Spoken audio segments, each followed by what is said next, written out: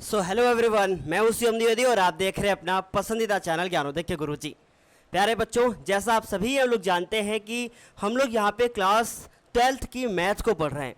Class 12th की math का ये लेक्चर नंबर बच्चों हमारा 11 है और ये चैप्टर नंबर हमारा 3 है, जिसमें आज हम लोग ये पूरी एक्सरसाइज 3.4 यहाँ पे ख़त्म करने वाले हैं।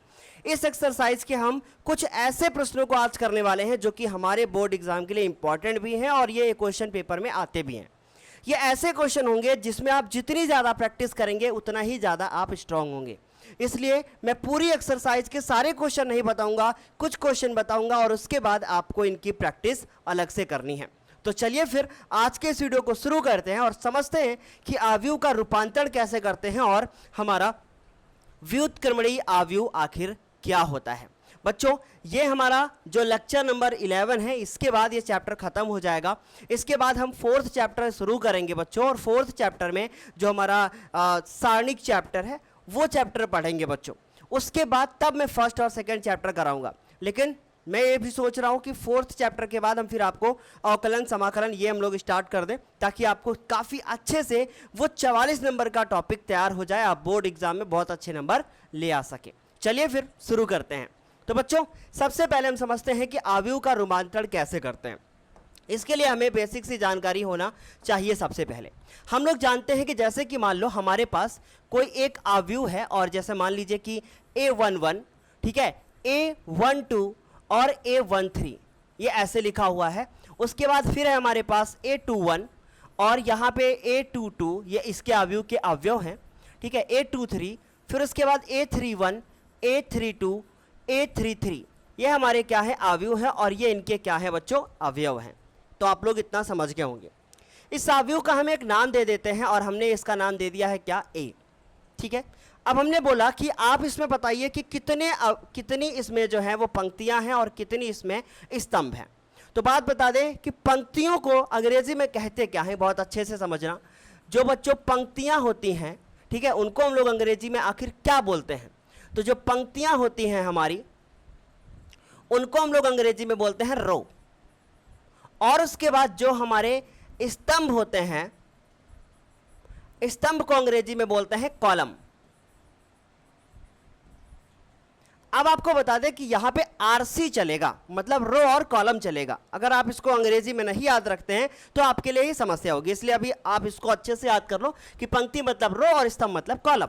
अगर हम ध्यान से देखें इसमें कितनी पंक्तियां हैं, तो हमारे पास ये देखिए, ये इसकी पहली पंक्ति है, ये बच्चों इसकी दूसरी पंक्ति है, ये इसकी तीसरी पंक्ति है। और कॉलम की बात करें तो बच्चों ये इसका पहला कॉलम है, ठीक है, ये इसका पहला कॉलम है। मैं इसको थोड़ा नीचे कर देता हूं, ठीक है, ये इसका पहला कॉलम है, ये इसका पहला कॉलम है, और ये इसका दूसरा कॉलम है। इसी तरीके से इसमें कॉलम की संख्या भी कितनी है, 3 है। तो इसका मतलब है कि किसी भी आव्यूह में अगर हम लोग पूरे पूरे स्तंभ को बदल दें, जैसे इस आर जो हमारी पूरा स्तंभ मतलब जैसे C1 है, तो इस पूरे स्तंभ को हम इस जगह पे लिख दें और इसको हम इस जगह पे लिख दें। चलिए करके देखते हैं।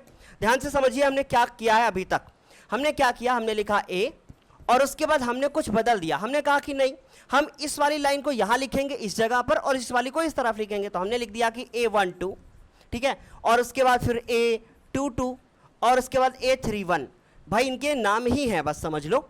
फिर उसके बाद A11, A21, A31 और यहाँ पे बच्चों 32 कर लो, मैंने 1 कर दिया, ठीक है। इसके बाद लास्ट वाला है हमारा कि A13, A23 और इसके बाद A33।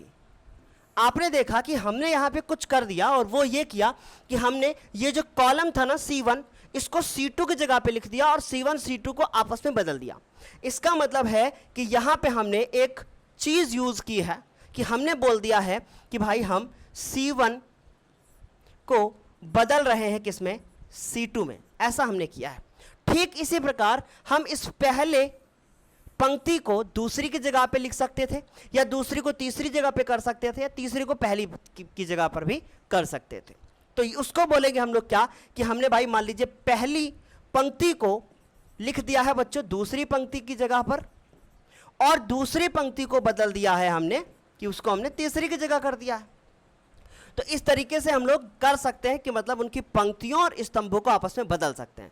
तो यहां से मुझे एक बात का अंदाजा मिलता है, और वो ये अंदाजा है, बहुत अच्छे से सुनिएगा प्लीज, वो ये यहां से मिला मुझे कि हम किसी भी आव्यूह में उनकी पंक्तियों की संख्या को और उनके पंक्तियों को, उनके एक पंक्ति को दूसरी पंक्ति से हम लोग अदल बदल सकते हैं।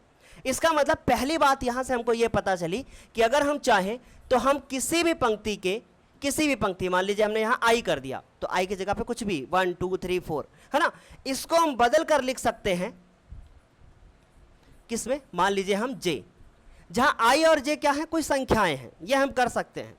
या फिर हम यह भी कर सकते हैं कि हम किसी भी स्तंभ को बदल कर किसी दूसरे स्तंभ की जगह पर भी लिख सकते हैं, मतलब आपस में दो स्तंभों को बदल सकते हैं। तो ये तो हमारा पहला नियम था जो हमने आप लोगों को यहां पे बता दिया। और रूपांतरण कितने प्रकार से हो सकता है बच्चों, 6 प्रकार से। हम टोटल 6 प्रकार से रूपांतरण कर सकते हैं। कैसे, 3 पंक्तियों से और 3 स्तंभों से। पहली बात तो समझ में आ गई। दूसरी बात जरा ध्यान से सुनिएगा। अब दूसरी बात को हम थोड़ा दूसरी तरीके से एक्सप्लेन करेंगे, क्योंकि हम आपको इसको एग्जाम्पल के थ्रू एक्सप्लेन करने की कोशिश करेंगे। ठीक है, हम इसको यहां साफ करते हैं और जरा ध्यान से देखना। मान लीजिए कि हमारे पास एक ये ए लिखा हुआ है, 2 3 1 और उसके बाद -2, ये इस तरीके से हमारे पास लिखा हुआ है। अगर बच्चों हम लोग चाहें तो हम ये कर सकते हैं कि कि जो पहला हमारा ये पंक्ति है, ये हमारी दूसरी पंक्ति है, समझ गए होंगे आप लोग। ये हमारा पहला स्तंभ है और ये हमारा दूसरा स्तंभ है। हम चाहें तो पहली पंक्ति में किसी को गुणा कर सकते हैं। कैसे, मान लीजिए कि हमने बोला कि पहली पंक्ति जो हमारी कौन सी है, R1 को किसी एक नंबर से गुणा कर दीजिए, और वो नंबर हमने बोल दिया कि भाई वो क्या है, K। और गुणा करने के बाद आप उसको लिख दीजिए, अच्छे से समझना, उसको उसी जगह पर लिख दीजिए। तो मतलब R1 को हमने गुणा किया है किसी से और उसके बाद उसको उसी जगह पे लिख दिया। अगर ये R1 नहीं होता, ये R2 होता, तो हमने बदलना था कि बच्चों हम इसको एक नाम दे देंगे, भाई I2 कर देंगे। तो यहाँ हम I कर देते हैं ना। बात समझ में आ गई कि हम लोग चाहें तो किसी को किसी के साथ गुणा करके भी उसको लिख सकते हैं, जैसे हमने आपको ये बता दिया। बोलो क्या ये बात समझ में आ गई? कुछ था इसमें? कुछ भी तो नहीं था, है ना? तो समझ में आ गया होगा आपको। चलिए इसको साफ साफ लिख देते हैं कि भाई I, अगर R I है तो हम इसको लिख सकते हैं K और उसके बाद I और I, R और I। ठीक, इसको एग्जाम्पल समझते हैं। जैसे हमने बोला कि भाई आप इसमें एक ऑपरेशन लगाइए। आपने बोला कि सर ठीक है, हम इसमें R1 को मल्टीप्लाई करके सर लिखेंगे 2R1, ऐसे करेंगे। तो देखो R1 है ना, 2 से मल्टीप्लाई करेंगे सर, तो हमारे पास जो आंसर आएगा वो आएगा भाई 4, और उसके बाद फिर से आएगा हमारे पास 6, और नीचे में कोई भी चेंज नहीं होगा सर, हम ऐसे कर देंगे। और ये हमने ऑपरेशन यहाँ पे अप्लाई कर दिया है। बोलो क्या ये बात समझ में आ गई? कुछ था इसमें? कुछ भी नहीं, हमने गुणा करके लिख दिया। तो हम ये भी कर सकते हैं। हम इसी प्रकार से चाहें बच्चों तो हम ये भी कर सकते हैं कि हम CI मतलब किसी एक स्तंभ में किसी एक संख्या से गुणा कर सकते हैं, और गुणा करने के बाद देखो, गुणा करने के बाद हम उसको लिख देंगे कैसे। देखो हमने यहाँ चिन्ह दूसरी तरीके से लगाया और यहाँ दूसरी तरीके से, ये भी ध्यान देना। ठीक, क्योंकि ये बता रहा है कि हमने केवल इंटरचेंज किया, ये बता रहा है कि हमने इसको गुणा किया हुआ। ठीक है, इंटरचेंज थोड़ी किया।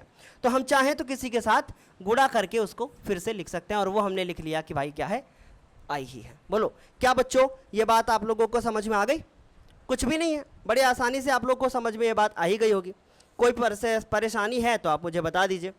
ठीक है, आ गया समझ में? चलो आगे बढ़ते हैं। अब हम तीसरे की बात करते हैं, इसको समझो।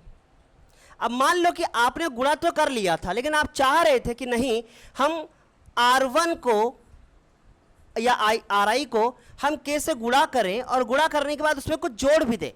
मतलब हम लोग ये वाला स्तंभ जोड़ भी ले, नीचे वाला R2 इसमें जोड़ भी ले। R2 मतलब हमने यहाँ J लिख दिया, मान लो RJ, ऐसा कर ले, और वापस उसको हम लोग RI में ही लिखे। सर इसको करके दिखाइए, ये अप्लाई करके दिखाइए। चलिए देखिए, इसमें अप्लाई करते हैं। ठीक, तो ये हमारे पास R1 है, ये मेरे पास R2 है। ठीक, हमने ऑपरेशन लगाना है कि R1 is equal to 3 R1 plus R2 ये करना है। देखते हैं आंसर क्या आता है। चलो देखो, हमने लिखा a बराबर, ध्यान से सुनिए, R1 को 3 से मल्टीप्लाई कर रहे हैं, इसका मतलब इसको 3 से मल्टीप्लाई करेंगे, इसको भी 3 से मल्टीप्लाई करेंगे और ये वाला इसमें जोड़ देंगे, तो 4 3 12 होगा। समझिए प्लीज भाई, हमने कहा कि R1 को हम 3 से मल्टीप्लाई कर रहे हैं, तो 4 3 12 और 12 में हम लोग फिर से 1 जोड़ रहे हैं, समझिए प्लीज, है ना। फिर उसके बाद 6 को 3 से गुणा कर रहे हैं, 6 3 18 और 18 में हम लोग क्या जोड़ रहे हैं, ये -2, तो -2 जोड़ेंगे तो वो जुड़ेगा नहीं, घटेगा। बाकी हम लोग इसको नीचे वाले को ऐसे ही रहने देंगे। बताओ क्या ये बात समझ में आ गई? बहुत आसान था, है ना, आसान है।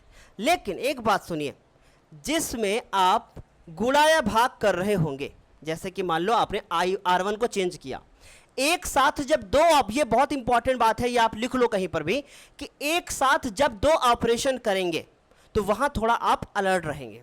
सर कैसे, बताइए कैसे?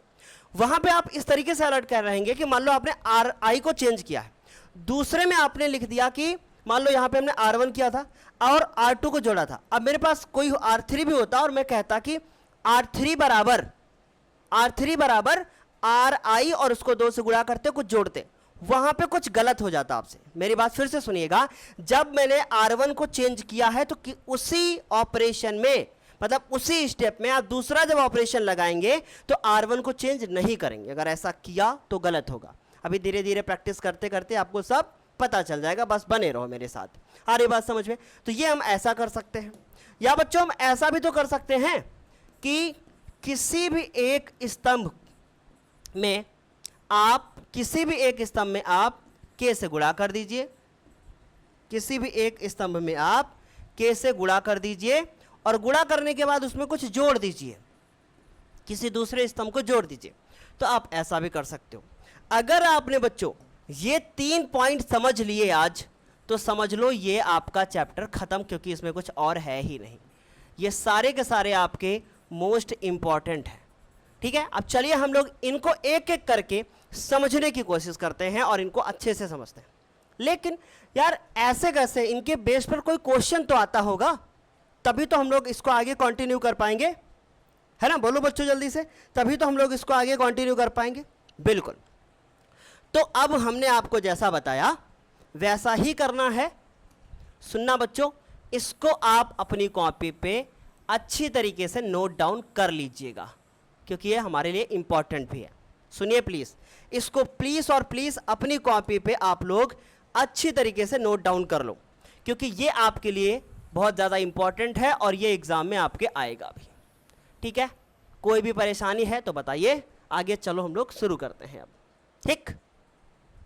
चलिए आगे शुरू करते हैं। नेक्स्ट पेज पे हम लोग जाते हैं और हमारा जो नेक्स्ट पेज है वो ये कह रहा है कि व्युत्क्रमणीय आव्यूह क्या होता है, मतलब कि इनवर्टिबल मैट्रिसेस क्या होता है। ध्यान से सुनना। मान लो कि आपके पास कोई भी बच्चों एक मैट्रिक्स दिया हुआ है और वो हमारे पास कौन सा मैट्रिक्स है, ए। फिर मेरे पास एक दूसरा मैट्रिक्स दिया हुआ है और वो है हमारे पास बी। हमने बोला कि भाई ए बराबर कुछ दिया हुआ है हमारे पास और हमारे पास बी बराबर भी कुछ दिया हुआ है। ध्यान से सुनिएगा प्लीज, ठीक। और ए बराबर जो है वो है ए आई जे, मतलब इसमें इस तरीके से अवयव है, और बी बराबर जो है वो उसमें बी आई जे, इसमें इस तरीके से अवयव है। ध्यान से प्लीज सुनिए ना। अगर मैं बोलूं कि ये मुझे सिद्ध करना है कि व्युत्क्रमणीय आव्यूह क्या होता है, तो मुझे क्या करना पड़ेगा? ध्यान से सुनिए। मुझे सबसे पहले ए को बी से गुणा करना पड़ेगा। अब यार एक बात तो तुम्हें पता है कि अगर मुझे ए को बी से गुणा करना है तो ये बात पता है कि एक में ए को मान लीजिए हमें बी से गुणा करना है, तो जैसे मान लीजिए 2 गुणे ये 3 है और ये हमारे पास बच्चों फिर से सुनना, और ये 2 गुणे 3 है, तो क्या इनका आपस में गुणा हो सकता है? नहीं, क्योंकि गुणा होने के लिए ये पीछे का बराबर होना चाहिए, ऐसा नहीं है तो गुणा नहीं हो सकता है ना। इसलिए हम लोगों को ये पता होना चाहिए कि हमें ये पता होना चाहिए कि इसको जरा मिटाना है मेरे को। अरे साफ हो जाओ बच्चों, ठीक।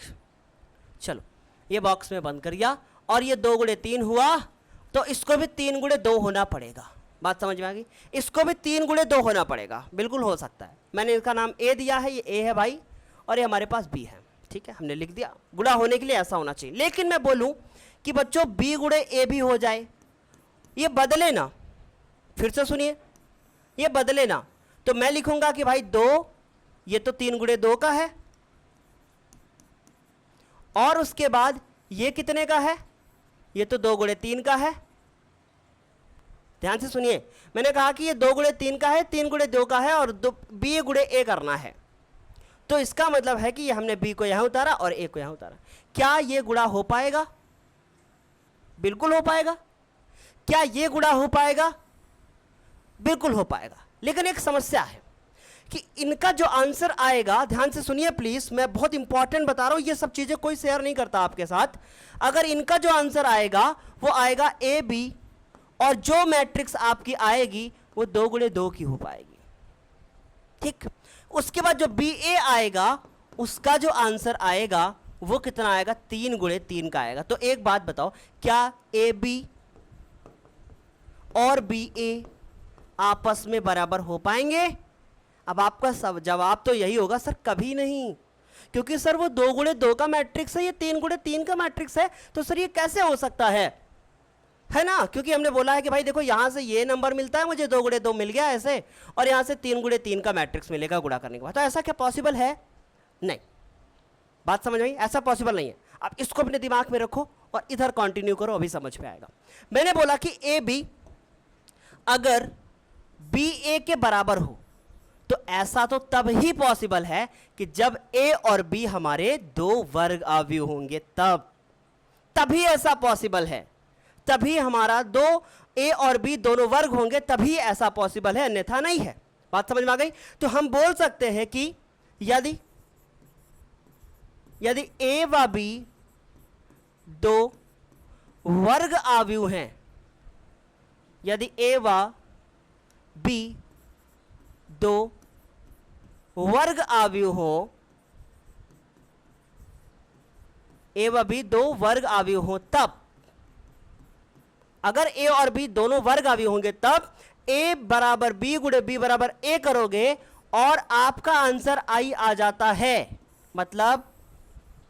मतलब सर आई मतलब आइडेंटिटी मैट्रिक्स, मतलब ये 1 0 0 1 ऐसे कुछ आता है, या 1 0 0 0 1 0 0 0 1, इस तरीके की कुछ मैट्रिक्स आती है। और अब तो पता है आपको कि भाई अगर ये 2 गुणे 2 की है ए, और बी भी 2 गुणे 2 की है, तो आई भी 2 गुणे 2 का ही आएगा, है ना? अगर ऐसा हो जाता है तो हम बोलेंगे कि ए आव्यूह बी का क्या है? व्युत्क्रम है। ए आव्यूह किसका व्युत्क्रम है? जो हमारा ए आव्यूह है वो बी का व्युत्क्रम है। और ये भी कह सकते हैं कि बी आव्यूह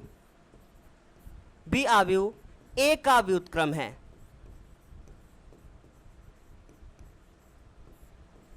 बी आव्यूह जो है वो किसका व्युत्क्रम है? ए का व्युत्क्रम है।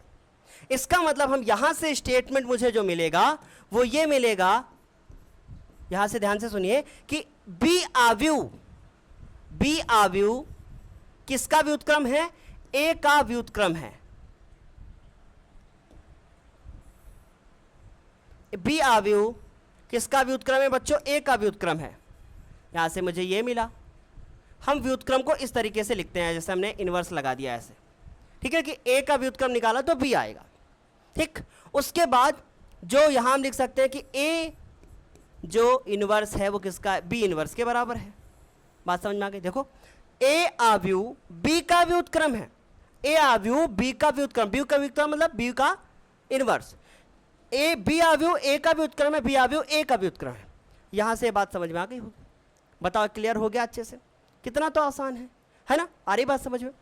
चलिए, उम्मीद है वो कॉन्सेप्ट भी समझ में आया होगा जो मैंने आप लोगों को इतना सारा ये बताया, और ये काफ़ी अच्छे से समझ में आया होगा, हमें ये बात अच्छे से पता है। चलो, अब ये इतना हमने यहाँ से कट कर दिया, और यहाँ से अब हम कुछ आपको एक नोट बताने वाले हैं। तो समझ में आ गया कि क्या होता है हमारा व्युत्क्रमणीय आव्यूह? मुझे नहीं लगता कि 1% भी अभी भी आपको कोई डाउट होगा। बताओ, आ गया समझ में? चलिए अब हम इसको एक उदाहरण के तौर पे समझते हैं। अभी जो इससे पहले मैंने यहाँ पे लिखा था बच्चों, जो इससे पहले मैंने यहाँ लिखा था, आपने शायद देखा होगा, ये जो लिखा हुआ था, ये बता रहा था कि अगर कोई आयताकार आव्यूह है तो ऐसा पॉसिबल नहीं होगा। आयताकार आव्यूह के लिए नहीं होगा। आयताकार आव्यूह मतलब जैसे 2 गुणे 3, मतलब m और n के मान बराबर नहीं होंगे। तो नोट में लिख लेना कि व्युत्क्रमणीय आव्यूह का अस्तित्व केवल वर्ग आव्यूह के लिए ही है। बस ये अपनी कॉपी पर इसके नीचे लिख लेना। ठीक, उम्मीद है इतना समझ में आया होगा। चलिए अब हम लोग अपने इस नोट को कंटिन्यू करते हैं। हम ध्यान से सुनिए प्लीज़। नोट आपके पास ये है कि हमें मान लो सिद्ध करना हो, क्या सिद्ध करना हो, मुझे ये सिद्ध करना हो कि कोई मेरे पास एक आव्यूह है a और वो दे दिया गया है हमारे पास 2, 3, 1 और उसके बाद 0, या ऐसे दे दिया गया हो, या मेरे पास ये 8 दे दिया गया हो, और मैं बोलूं कि आप इसका इनवर्स ज्ञात करो। मैं ये बोलता हूं कि आप इसका इनवर्स ज्ञात करो, तो आप कैसे ज्ञात करोगे? ये आप कैसे ज्ञात करोगे? तो आप इसको ऐसे ज्ञात करोगे जैसे मैं अभी बताने वाला हूं। देखो, इसको ज्ञात करने के लिए सबसे पहले आप लिखोगे कि a बराबर आई a बराबर आई है, क्योंकि हम किसी भी आव्यूह को अगर i से गुणा करते हैं तो आंसर में कोई भी फर्क नहीं पड़ता है। ये बात हमने पिछले वीडियोस में भी देखी है, जो हमारे पिछले लेक्चर थे, कि किसी भी एक आव्यूह को गुणा करते हैं तो फर्क नहीं पड़ता। इतना करने के बाद अपना जो ये आव्यूह होगा वो आप यहां उतार देंगे। उसके बाद i का वैल्यू जो जैसे मान लीजिए 2 गुणे 2 की मैट्रिक्स है तो आप ऐसे उतार देंगे, और इस a को आप छोड़ते ऐसे ही पड़ा रहने देंगे। बात समझ में आ गई? इसको आप ऐसे ही रहने देंगे और उसके बाद आप इसमें ऑपरेशन लगाएंगे, और ये ऑपरेशन तब तक चलते रहेंगे जब तक ये जो ऐसे लिखा हुआ दिख रहा है ये आपका इधर नहीं बन जाता। तब तक आप ऐसे ही करते रहोगे। बताओ क्या ये बात समझ में आ गई? हमें उम्मीद है आप लोग को ये समझ में अभी कम आया होगा। फिर से समझिए, मैंने बोला कि इसमें आप वो जो इससे पहले वाले ऑपरेशन थे वो ऑपरेशन लगाएंगे। लगाने के बाद आपका ये जो 1001 है जब तक इधर ना बन जाए, मतलब जैसे मान लो हमने ये लिया 2, 3, 1, 8, तो मुझे इस 2 को 1 में बदलना है, 3 को 0 में, 1 को 0 में और 8 को भी 1 में। ऐसा करना पड़ेगा। ऐसा कर लिया तभी पॉसिबल है कि हाँ हमारा a आ जाएगा। फिर हम बोल देंगे कि भाई a है जो ये हमारा ये ख़त्म हो जाएगा, और मैं बोलूँगा कि ये इसका जो मान होगा, भाई गुणा करेंगे कोई फ़र्क नहीं पड़ेगा, ये जो आएगा वही हमारा क्या हो जाएगा, a इनवर्स हो जाएगा। बताइए क्या आप लोगों को ये बात इतनी अच्छे से समझ में आई? चलिए जल्दी से आप लोग इसका एक बार स्क्रीनशॉट ले लीजिए, फिर हम लोग आगे कंटिन्यू करते हैं। तो ये हमारे सामने अभी क्वेश्चन नंबर जो है 1 लिखा हुआ है। ज़रा ध्यान से देखिए कि हमारे पास ये क्या लिखा हुआ है। लिखा हुआ कि 1, -1, 2 और 3, और यहाँ पे लिखा नहीं है पर ये क्वेश्चन कह रहा है कि प्रारंभिक रूपांतरण द्वारा आप इसका व्युत्क्रम ज्ञात कीजिए। कैसे ज्ञात करेंगे जरा ध्यान से देखो। सबसे पहले आप यहाँ लिखेंगे हल। क्या लिखेंगे? हल। और यहाँ लिखेंगे कि a बराबर आई a। ठीक, जैसा मैंने अभी आपको बताया था। a को नोट करेंगे जो कि 1 है, -1 है, 2 है बच्चों और 3 है, इसको नोट करेंगे। इसके बाद i को नोट करेंगे। देखो ये 2 गुणे 2 का मैट्रिक्स है, इसलिए हम लोग यहाँ नोट करेंगे 1, 0, 0 और 1, ये करेंगे, और a को ऐसे ही नोट कर देंगे। अब ध्यान से सुनिए, मुझे करना ये है कि यहाँ पे मुझे ये वाला सेम कॉपी हो जाना चाहिए, कुछ ऐसा करना है। ये कॉपी हो जाना चाहिए, कुछ ऐसा करना है। तो अगर बच्चों मैं देखिए यहाँ पे क्या लिखा हुआ है, 1 लिखा हुआ है। अगर बच्चों मैं ये करूँ कि इस मैं 2 से गुणा कर दूँ, और गुणा करने के बाद ध्यान से सुनिए, इसमें 2 से गुणा कर दूं और गुणा करने के बाद इसी 2 से घटा दूं, इसका मतलब मैं कह रहा हूं कि 1 में आप 2 से गुणा कर दो और नीचे वाला 2 घटा दो। इसका मतलब है ऊपर वाला 1 जो है वो कौन सा है? ये हमारा R1 है, भाई ये हमारा R1 है, और मैं इसमें 2 से गुणा करने को कह रहा हूं, और मैं कह रहा हूं नीचे वाला 2 घटा दो, इसका मतलब R2 इसमें से घटा दो। तो ये करके देख सकते हो। ऐसा करने से जो हमारा यहाँ पे बनेगा वो 0 बन जाएगा। बोलो बच्चों, आ रही बात समझ में? यहाँ जो बनेगा वो हमारा क्या बनेगा? 0 बनेगा। कर सकते हैं। अब यहाँ हम ऐसा भी कर सकते हैं कि हम R2 में से बच्चों 2R1 कर सकते हैं। जो मर्जी आपकी करे, चाहे आप ये कर सकते हो चाहे वो कर सकते हो, फर्क बस इतना बढ़ेगा प्लस माइनस का।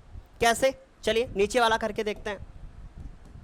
तो हम यहाँ पे एक ऑपरेशन लगा रहे हैं कि हम R2 में से 2R1 घटा रहे हैं और वापस उसको हम R2 में ही लिख सक रहे हैं। वापस हम उसको R2 में लिख रहे हैं, आप चाहे तो R1 में भी लिख सकते हैं। ठीक, ऐसा करने से बालक होगा क्या कि जब मैं इस R2 में, R2 का वैल्यू कितना है 2, इस 2 में इसको 2 से गुणा करके घटाऊंगा तो नीचे तो 0 आएगा। 3 लिखा हुआ है और इसमें 2 से गुणा कर रहा हूं और उसके बाद घटा रहा हूं। बच्चों ध्यान से सुनिए, इसमें 2 से गुणा कर रहा हूं और इसके साथ घटा रहा हूं। इसका मतलब 3 में 3 लिखा है, ये हमारा R2 है, 2 गुणे -1 कर रहा हूं तो 3 और 2 यहां से 5 आंसर मिलेगा, यहां से 5 मिलेगा। और ऊपर R1 में कोई चेंज नहीं हो रहा है, 1 और -1 है, कोई फर्क नहीं पड़ेगा, हमने ऐसे ही उतार दिया। बच्चों बताओ क्या बात समझ नहीं? अब सेम काम यार यहां भी करना है। इसको देखो, हमने बोला कि R1 में कोई भी चेंज नहीं है, इसी में सारा खेल है। हमने यहां लगाया ऑपरेशन, हमने लिखा R2, R2 मतलब 0। इस 0 में हम लोग 2 R1 कर रहे हैं, मतलब 1 कर रहे हैं, 2 कम 2 ऐसे। तो यहां से फिर से सुनिएगा, ये हमारा कौन है? ये हमारा R2 है। ये हमने 2 लिखा, जो देखिए 2 लिखा और हमने R1 उतारा अपना, ये पहला स्टेप कर रहे हैं। यहां से जो मेरा आंसर आ रहा है वो -2 आ रहा है, तो हमने यहां लिखा -2। सेम काम इसके लिए करोगे, 1 लिखेंगे और इसी में गुणा कर रहे हैं ना, तो कोई फर्क ही नहीं पड़ेगा भाई, क्योंकि 0 ही है तो 1 ही रहेगा। ये हमने 1 लिख दिया और वापस हमने यहाँ पे A लिख दिया। कोई समस्या है ही नहीं कुछ। अब बच्चों यहाँ जरा ध्यान से देखो, 1 तो बन रहा था, यहाँ अगर मैं 5 से भाग कर दूं, इसको मैं 5 से भाग कर दूं तो ये 5 भी गायब हो जाएगा, जो ये 5 दिख रहा है ये भी गायब हो जाएगा। और इसमें 5 से भाग करेंगे कोई फर्क नहीं पड़ेगा। बताओ कोई फर्क पड़ेगा? कुछ भी तो नहीं पड़ेगा। ध्यान से देखिए मैं क्या कह रहा हूं। मैं ये कह रहा हूं कि आप इसमें ये जो आपको दिख रहा है 5 से भाग कर दो। किस में 5 से भाग कर दो? बच्चों भाग कर दो R2 में 5 से, ठीक, और उसके बाद R2 में ही लिख दो। ऐसा करने से सर आपको फायदा क्या मिलेगा? जब मैं 1 तो ऐसे ही रहेगा, -1 भी ऐसा रहा, 0 में 5 करूंगा, 0/5 0 ही रहेगा, और जब यहां 5/5 करूंगा तो यहां से 1 बन जाएगा। बताओ क्या ये बात समझ में आ गई? कुछ है अभी? कुछ फर्क पड़ रहा है? नहीं, बस ये 5 गायब हो गया। फिर अब यहां देखो, यहां 1 है, ये 0 है, सर ये -2/5 हो जाएगा, फिर बिल्कुल हो जाएगा, और यहां से 1 हो जाएगा। पर एक बात याद रखना, आव्यूह में अगर आप स्तंभों में कर रहे हैं या पंक्तियों में कर रहे हैं तो फिर उसी में सब कुछ करेंगे। एक साथ दोनों मत करना कि पंक्ति भी कर लो स्तंभ भी कर लो। समझ में आ रही बात? तो क्लियर हुआ ना? और बाद में ये हमने A लिख दिया। अब एक बात बताना, अगर ये -1 गड़बड़ कर रहा है ना, वहां 0 बन जाए तो काम हो जाएगा। इसका मतलब इसमें से इसको जोड़ दो, 1 में -1 जोड़ दोगे 0 बनेगा कि नहीं बताओ? ठीक है, हमने R1 में से R2 को जोड़ दिया। और लिखोगे यार किस में भाई? हम अगर नीचे लिख देंगे यहां 0 बन जाएगा, ऊपर लिखेंगे तो ऊपर 0 बनेगा, हमें ऊपर 0 चाहिए ना, तो हम इसमें लिखेंगे। अब ध्यान से देखो, देखो बच्चों मैं फिर बता दूं, मैं इसमें 1000 क्वेश्चन बता दूंगा, आपके ऊपर से चला जाएगा, कुछ यार समझ में आएगा नहीं। इसलिए मैं कह रहा हूं जितनी प्रैक्टिस करोगे उतना ही ये कोई चैप्टर आपका स्ट्रांग होगा। मैं यहाँ 70 चीजें बताऊंगा, ऊपर से जाएगा, कुछ नहीं समझ में आएगा। तो हमने यहाँ लिखा कि इन दोनों को आपस में जोड़ रहे हैं, 0 में 1 जोड़ोगे 1 आएगा, इसमें जोड़ोगे 0 आएगा, नीचे कोई फर्क नहीं पड़ रहा है। लो बन गया ये हमारा, ठीक। और इसको देखो, इन दोनों को आपस में जोड़ रहे हैं, 1 में इसको जोड़ोगे तो 1 - 2/5, तो 5 कम 5, 5 में 2 गए और ये 5, तो यहाँ से मिला हमको 3/5, वो भी प्लस का। इन दोनों को आपस में जोड़ रहे हो तो 1 आएगा, नीचे कोई फर्क नहीं पड़ेगा, 2/5 और 1 रहेगा। बोलो क्या ये बात समझ में आ गई? इस तरीके से हमारा ये हो गया। मैं इसका भी आंसर भी चेक करूँगा कि इसका आंसर सही है या नहीं। चलिए मैं चेक कर लेता हूँ इसका आंसर सही है कि नहीं। 3/5 - 2/5, और उसके बाद समझ में आया कि नहीं? इतना यार एक गलती हुई थी, यहाँ हमने 1/5 नहीं किया था, तो इसमें 1/5, तो जब इसको इसके साथ जोड़ोगे तो यहाँ भी 1/5 हो जाएगा। समझ में आ गई बात? खत्म हो गया क्वेश्चन। हम लोग इतना जब हो चुका है, इसके बाद हम लोग लिख देंगे कि अतः, ठीक है, अतः ये जो आंसर आया है ये कितना आया है? A इनवर्स आया है, और ए इन्वर्स बराबर आया है 3/5, 1/5 और -2/5 और उसके बाद 1/5 और ये बंद। ठीक है, ऐसे आ गया। अब आप सोचोगे सर कैसे बता दिया आपने, क्या एग्जाम में भी ऐसे करके आओगे? हाँ, आप यहां लिखोगे कि चूंकि अगर हम ए में ए इनवर्स को करते हैं तभी आंसर हमारा आई आता है। अब ये बात मैंने अभी तक नहीं बताई थी, अब बताई है मैंने। देखो ये आई लिखा है, ये ए इनवर्स लिखा है, ये ए लिखा है, फर्क नहीं पड़ता कोई भी, आंसर आई ही आएगा। इस कॉन्सेप्ट से हमको पता चलता है कि ये हमारा ए इनवर्स है। बताइए क्या ये बात समझ में आई? कुछ था इसमें? कुछ भी नहीं था। एक क्वेश्चन और करें अभी हम लोग, चलिए। तो जल्दी से आप लोग एक बार स्क्रीनशॉट ले लीजिए। उम्मीद है कि आपको ये पहला क्वेश्चन समझ में आया होगा। चलिए बात करते हैं अब हम लोग अपने दूसरे नंबर क्वेश्चन की। और हमारा जो दूसरा क्वेश्चन है वो ये कह रहा है कि 2 1 1 1 2 1 एंड 1 1 ये हमारे पास लिखा हुआ है। आई थिंक यही है, मैं एक बार क्रॉस चेक कर लेता हूँ, या करेक्ट। ठीक है, तो सबसे पहले हम लोगों को इसमें करना क्या है वो ध्यान से सुनिए।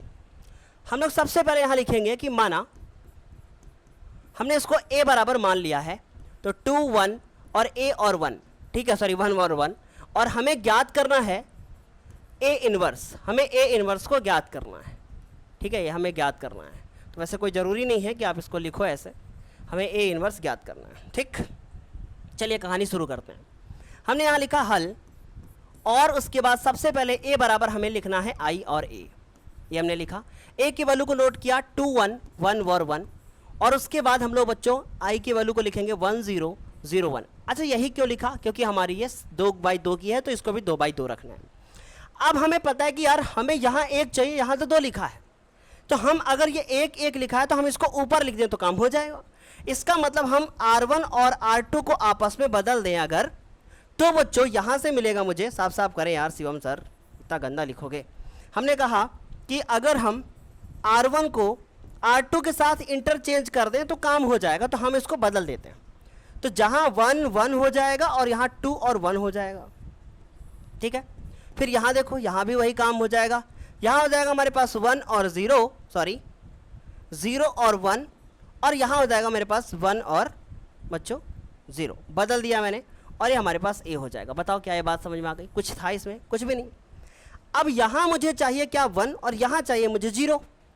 यहाँ मुझे 1 चाहिए और यहाँ चाहिए मुझे 0। तो हम एक काम करते हैं कि यहाँ पर मुझे अगर 1, यहाँ पर 0 बनाना है और यहाँ पर मुझे 1 ही रखना है, तो हम अगर इस अपने R1 को 2 से गुणा कर दें तो ये 2 हो जाएगा, और आपस में घटा दें इनको, और नीचे R2 में ही लिख दें। बात समझ आई? हमने कहा कि इसको 2 से गुणा करते हैं और आपस में ही घटा देते हैं, तो हमने इसको लिखा, और इसको हम R1 में से घटा देंगे और वापस से हम इसको लिख देंगे किस में से?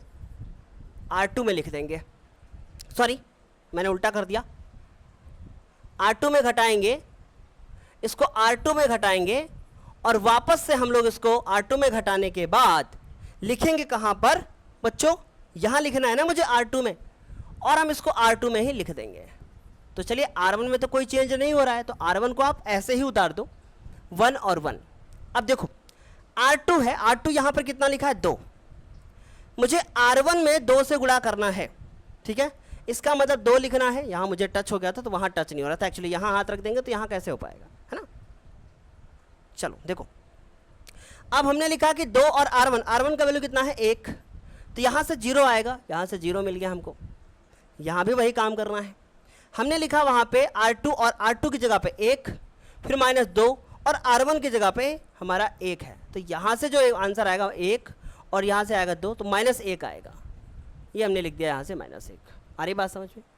और उसके बाद फिर यहाँ से आया मुझे, यहाँ मिलेगा, सेम काम यहाँ भी करना है, तो 0 और 1, और यहाँ देखो ये लिखा है 1 लिखेंगे क्योंकि R2 लिखना है, फिर 2 लिखेंगे, R1 कितना है? 0, तो यहाँ से आंसर मिलेगा हमको 1, यानी यहाँ 1 रहेगा। ये रोज़ मेरी क्लास में ऐसा कोई दिन नहीं होता जिस दिन मेरे से पेन ना छूटे। फिर ये देखो 0 क्योंकि R2 है, -2, और R1 की वैल्यू कितनी है 1, इसका मतलब यहाँ से -2 आएगा। तो इधर कुछ भी आए मुझे कोई फर्क नहीं पड़ता, टेंशन ही नहीं है कोई। इतना होने के बाद अब शिवम सर देखो आगे क्या करेंगे। मुझे यहाँ पे 1 बनाना है और यहाँ मुझे 0 बनाना है। इसका मतलब इसका ये माइनस ख़त्म करना पड़ेगा, इसका मुझे माइनस ख़त्म करना पड़ेगा। इसका मतलब है कि R2 को मुझे इंटरचेंज करना पड़ेगा -R2 के साथ, है ना। तो यहाँ हो जाएगा मेरे पास 1, यहाँ पे 1, यहाँ पे 0 और यहाँ पे बन जाएगा मेरे पास 1, चिन्ह बदल जाएगा। यहाँ आ जाओ, यहाँ भी देखो 0, उसके बाद 1, फिर -1 और यहाँ से आ जाएगा -2 है तो +2 आ जाएगा। भाई चिन्ह बदल रहे हैं, भाई जो काम इधर करेंगे वही काम इधर करेंगे, ठीक है। आ रही बात समझ में। अब उसके बाद आगे देखो क्या है। अब मुझे यहाँ पे क्या बनाना है, कहाँ पे, यहाँ पे मुझे 0 बनाना है। इस जगह पे, इस जगह पर अगर मुझे 0 बनाना है, हम लोग इन दोनों को आपस में घटा के ऊपर ही लिख दे तो काम हो जाएगा। इसका मतलब हम इसमें से ये घटाएंगे, देखो ये 1 है, 1 में 1 घटाएंगे और उसको वही लिख देंगे। तो इसका मतलब अगर हम लोग R1 में R2 को घटा दें तो मतलब 1 में 1 घटाएंगे 0 आएगा। भाई देखो R1 और R2, लेकिन जब हम ये R1 का 1 है और ये 0 है तो यहाँ से भी आंसर 1 आएगा, कोई फर्क नहीं पड़ेगा। लेकिन सर उसको लिखेंगे किसमें, हम वहाँ लिखेंगे। अगर आप R2 - R1 करोगे तो फिर यहाँ पर -1 हो जाएगा, फिर से एक स्टेप और बढ़ जाएगा। समझ में आ रही बात। इसलिए R1 - R2 करना, तो हमने लिखा कि R1 - R2 कर दिया। और R1 - R2 करने के बाद ये बात समझ में आ गई होगी कि सर R1 - R2 कर दिया, यार कुछ गलत तो नहीं हुआ, सब ठीक है, सब ठीक ही है ना। R1 - अगर R2 करते हैं सर और उसको R1 में ही लिख देते हैं, चलो तो 1 में 0 घटाओगे तो 1 ही आएगा, 1 में 1 घटाओगे 0 आएगा, इसमें कोई फर्क नहीं पड़ेगा।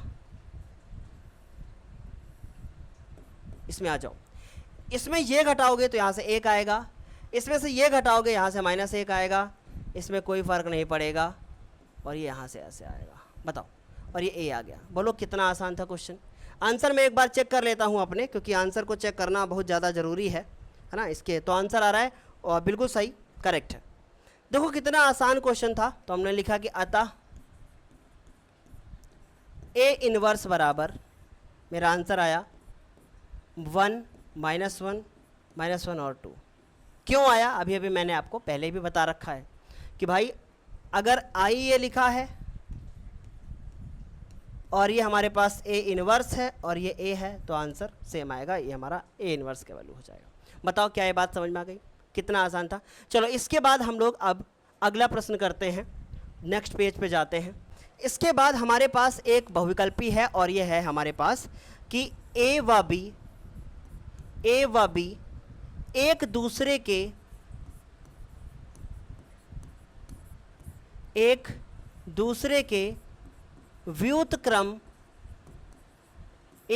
के व्युत्क्रम होंगे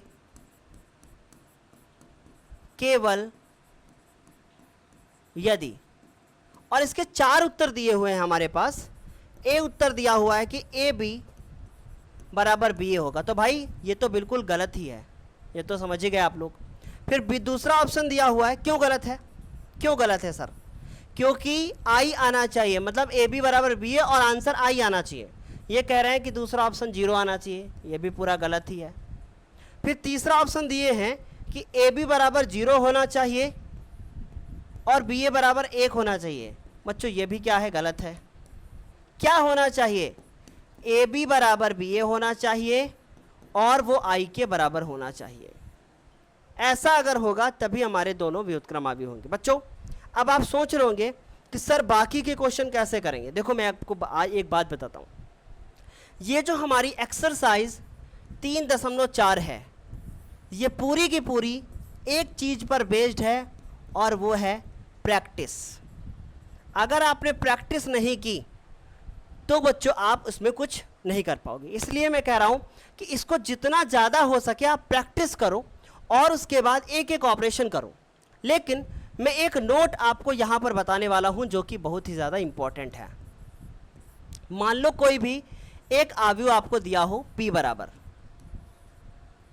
और आपसे बोला जाए कि P इनवर्स ज्ञात करो। ये आपको दिया हुआ है और आपसे P इनवर्स ज्ञात कर रहे हैं। करते करते जब आप बीच स्टेप पे पहुंचे और आपके किसी भी एक पंक्ति के या किसी भी एक स्तंभ के 2 जीरो जो है वो कैसे हो जाएं, ये 2 जीरो हो जाएं, मतलब उसके किसी एक पंक्ति के या किसी एक स्तंभ के दोनों अवयव या तीनों अवयव जो भी हैं वो जीरो हो जाए, तब आप तुरंत लिख दोगे कि P इनवर्स का अस्तित्व नहीं है। इसका मतलब ये क्वेश्चन आगे सॉल्व नहीं होगा और इसका कोई भी अस्तित्व नहीं है। अगर इसको अच्छे से समझना है तो 3.4 एक्सरसाइज के पहले पहले एक आपका एग्जाम्पल दिया हुआ है, आप उसको अच्छे से समझ लेना। ये मत समझना कि सर ये क्वेश्चन आप अभी नहीं कराएंगे क्या। देखो अभी आप प्रैक्टिस कर लो, ठीक है। हम अब नेक्स्ट चैप्टर स्टार्ट करेंगे, चैप्टर नंबर 4। इनकी प्रैक्टिस आप लोग कर लो। चैप्टर नंबर 4 जब मैं स्टार्ट करूंगा वहां पे धीरे धीरे करके और आपको प्रैक्टिस हो जाएगी, और प्रैक्टिस हो जाएगी आपकी, ठीक। और उसके बाद जब आपका एग्जाम आएगा तो हम इससे रिलेटेड और भी क्वेश्चन बताएंगे आपको। तो अब हम लोग इस एक्सरसाइज को पूरा खत्म मान लेते हैं, इसके बाकी के सारे क्वेश्चन आप लोग कीजिएगा, ठीक है। कौन से बुक से? आपका जो NCERT का बुक है। उम्मीद है कि आपको ये सारे क्वेश्चन जो मैंने बताए हैं वो समझ में आए होंगे। जाने से पहले मैं आपको बता दूं कि अगर आपने अभी तक मुझे टेलीग्राम पर फॉलो नहीं किया है तो कर लीजिए, वहाँ पे हम आपको नोट्स वगैरह देते रहते हैं। और आपने अभी तक हमें सब्सक्राइब नहीं किया है तो आप सब्सक्राइब भी हमें कर सकते हो। आज के लिए इतना ही, तब तक के लिए बाय बाय, टेक केयर और थैंक यू सो मच।